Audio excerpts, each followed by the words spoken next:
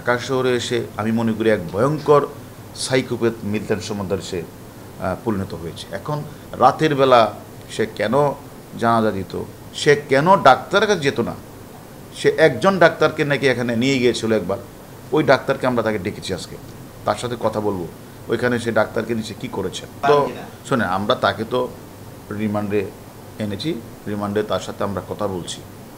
এখন সে যেই লোক আমি মনে করি নিজের বাবাকে পিটিয়ে এলাকা ছাড়া হয়ে এখন ঢাকা শহরে এসে আমি মনে করি এক ভয়ঙ্কর সাইকোপ্যাথ মিলিটেন্ট সমাদার সে পরিণত হয়েছে। এখন ওয়ালটন এয়ার কন্ডিশনার এক্সচেঞ্জ অফারে স্প্লিট এসিতে 23,000 টাকা পর্যন্ত নিশ্চিত ছাড়।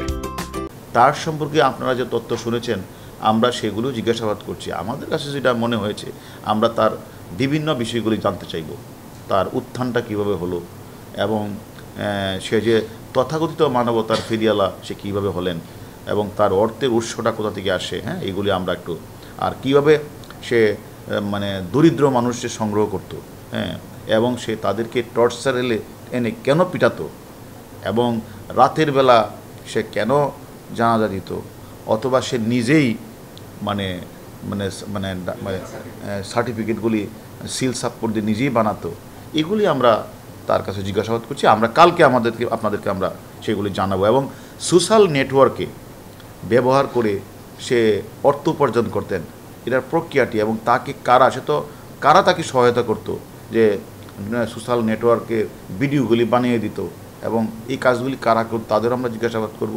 এবং সে কেন ডাক্তারের কাছে যেত না, সে একজন ডাক্তারকে নাকি এখানে নিয়ে গিয়েছিল একবার, ওই ডাক্তারকে আমরা তাকে ডেকেছি আজকে, তার সাথে কথা বলবো ওইখানে সে ডাক্তারকে নিচে কী করেছেন ওটা আমরা তদন্ত করছি।